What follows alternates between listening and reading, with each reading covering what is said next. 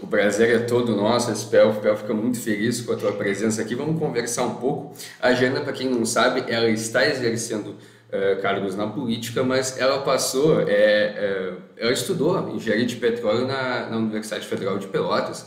Teve vários cargos dentro da universidade e um deles foi a presidência do DACA, né? E eu queria começar com uma primeira pergunta, como os ouvintes já sabem, eu faço uma primeira pergunta e a gente vai levando uma conversa bem tranquila. A primeira pergunta, o que que te levou a escolher engenharia de petróleo e começar? Já tinha algum parentesco na política e quis entrar em petróleo? Me conta um pouco dessa tua vida aí. Então, ah, sim, meu pai já foi envolvido na política, né, no município que eu me elegi vereadora. Então, isso com certeza influenciou muito, porque eu vivi no meio, então eu sempre tive envolvida, sempre vendo ele atuar. E lá em casa era só eu e ele que gostávamos de política, né? Minha mãe e a outra irmã odiavam, não querem nem saber hoje conversar. Eu falava, cala a boca, não vai se candidatar. Éramos eu e ele, assim, que gostamos mesmo de se envolver. E o que me levou a ir para engenharia do petróleo foi uma coisa muito aleatória. Eu queria fazer alguma engenharia, queria ir para alguma engenharia, era isso que eu sabia no meu ensino médio. Mas um dia eu assisti uma reportagem do Globo Repórter, né, tarde, assisti uma reportagem do Globo Repórter que era sobre as profissões que vão estar em alta nos próximos 10 anos, as profissões que vão ter muita mão de obra, as profissões que está profissional no Brasil há 10 anos. Então, naquela reportagem do Globo Repórter, que eles mostravam as profissões que iam estar em alta nos próximos 10 anos. Tá melhor o som? Qual foi? E eu, quando bati o olho em engenharia de petróleo, fiquei muito curiosa. Falei, que legal, que nome legal. Eu vou pesquisar, eu quero saber o que o engenheiro de petróleo faz. Aí eu pesquisar, comecei a ir atrás, eu vi as plataformas e as pessoas trabalhando nas plataformas, e eu achei o máximo, e eu falei, eu quero fazer isso. E eu coloquei na cabeça de um jeito que, que nada me tirava que eu queria fazer engenharia de petróleo, sabe? Aí eu comecei a fazer, eu na primeira passei para UF, né, Fluminense, mas eu não fui. No mesmo período que eu estava prestando vestibular, foi em 2012, eu me elegi vereadora. Também foi em 2012 a minha eleição. Então eu também não, eu tinha que ter um limite de distância de onde eu iria estudar, né? A preferência era ali por Balneário Camboriú, na UDESC, que seria o mais próximo, mas eu não passei na UDESC. Então, passei na UFSC para Engenharia de Energias, né? Hoje eu tenho aí uma... Eu não, seria muito mais amplo, poderia atuar no petróleo mesmo assim, mas não, eu tava assim, ó, ou era aquilo. Nem se eu passasse em medicina, eu ia para engenharia de petróleo, tava focada. E aí, Tem, desculpa te cortar, mas tem aquela questão que já li em vários livros, até eu acho que um livro chamado Foco, que é aquela questão, quando a gente coloca um foco na nossa mente, eu quero ter R$ 1 milhão, eu quero fazer tal coisa, e que fica na nossa cabeça, não sai, de qualquer forma a gente vai conseguir, é impressionante, né? e aí, olha como eu soube que eu tinha, né, passado na UFPEL. Eu estava no meio da campanha política, estava pegando fogo, estava assim, campanha no interior, é pesado, É né? pesado. Tinha 17 anos, eu não tinha nem 18, porque eu me candidatei com 17, eu fiz 18 alguns dias antes da eleição. E de repente eu recebi uma mensagem aleatória no meu Facebook de um aluno também da UFPEL, e ele falou: Ah, você vai vir para a chamada da UFPEL? Ó, Como eu não passei na primeira, tem a chamada, né? Que você tem que estar ali pessoalmente com os documentos para você se matricular. Mas eu não sabia disso, eu não fazia ideia. E os alunos, o que, que eles fizeram? Os que estavam, né? Eles pegaram a lista da chamada e eles foram selecionando algumas pessoas para chamar, para conversar, para tentar organizar uma recepção para ver se a pessoa iria vir. E eu não fazia ideia que existia isso. Ele falou: Como assim chamada da UFPEL?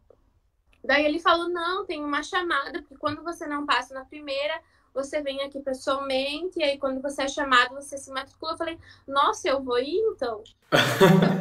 Foi uma pessoa aleatória que selecionou meu nome na lista da chamada, pesquisou no Facebook, me chamou e me avisou que eu poderia me matricular pela chamada. Que Tá? loucura, cara. Aí eu Tá, fui. e a candidatura de vereadora? Não, aí né, no meio da. Tá, conversei com ele, fiquei sabendo.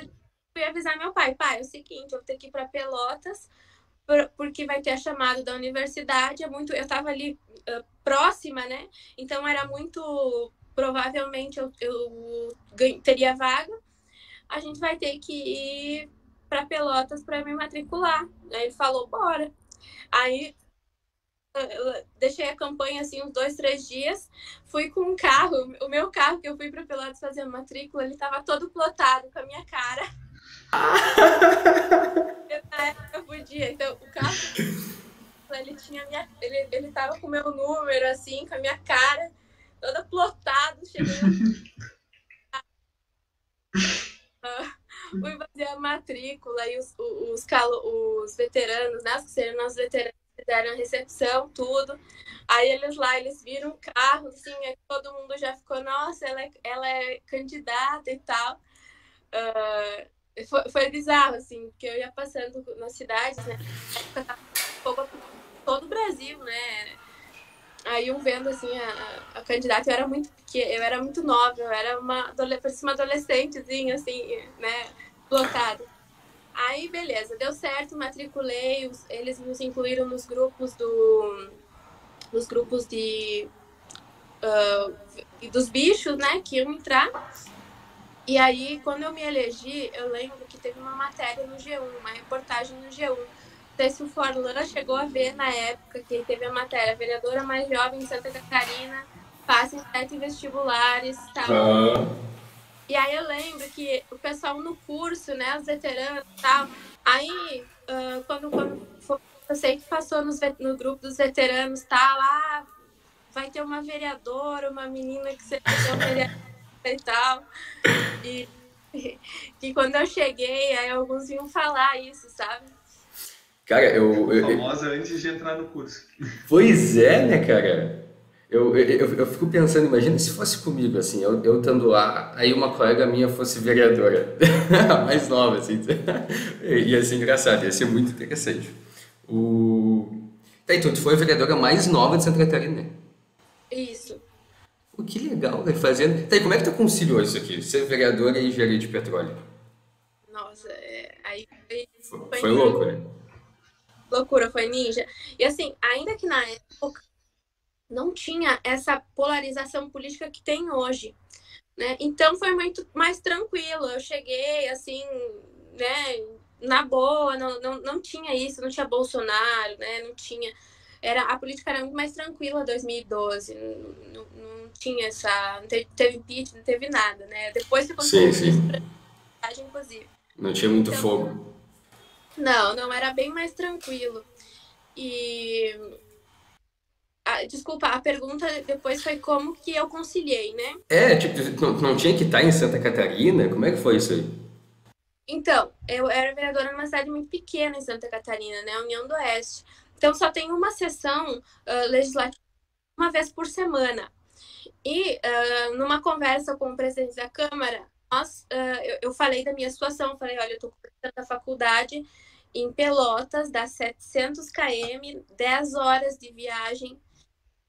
E eu vou tentar conciliar, né? Depois, se eu vejo que não dá, eu vejo que eu vou ver, eu vou escolher alguma coisa, mas eu vou tentar conciliar. Aí ele Claro. fala, como é que fica melhor para você? Aí eu fiz um calendário assim, que eu iria na sexta, no final da tarde, no curso, né? Curso manhã e tarde, eu sairia depois da aula na quinta, chegaria lá na sexta de manhã, aí eu faria a sessão na sexta, eu ficaria lá o sábado, o domingo, resolvendo o que eu tinha para resolver. Na segunda, eu faria uma outra sessão pela manhã, resolveria o que tinha para resolver na Câmara, ou com as pessoas, né? Geralmente, assim, se eu tinha que conversar ou, com a população, ou ter algo mais com as pessoas diretamente, no final de semana eu fazia. Na segunda-feira eu fazia a sessão, Depois da sessão, eu já ia para a sessão com a mala no carro. Saía da sessão e pá, eu voltava para Pelotas, chegava lá na madrugada da segunda para terça. Então, eu matava 2 semanas de sessão, né? Porque eu ia na sexta, fazia a sessão na sexta e na segunda já fazia outra. Então, eu já matava 2 semanas em uma viagem. Aí eu só iria voltar na sexta da outra semana, né? Claro, entendi. Então, eu faltava aula na sexta e na segunda. Uma sim, uma não. Uma sim, uma não eu faltava, né? E aí eu fazia essa conversa com os professores também. Quando eu não podia mudar a sessão, e tinha uma prova, né? Eu conversava com o professor, ó, professor, eu tenho uma sessão nessa data, eu não tenho como mudar essa. Aí o professor, ou ele aplicava um outro dia. Geralmente ele me deixava fazer um outro dia, né? Mudava a prova que os meus colegas tinham feito, claro, e me aplicava outro dia. Sim. Imagina, professor, uma aluna chega para ti e fala, sou vereadora, preciso voltar para a sessão. Que demais, né, cara? Exato, é uma situação muito diferente, né? A gente sempre vai passar por outras situações, por um pedido de flexibilização da prova, mas acho que tem os motivos para isso, né? Então, as próprias estruturas, então, tu tinha os teus compromissos, eu acho que representando o teu povo, então acho que são coisas que vão se adaptando, né? E vão evoluindo.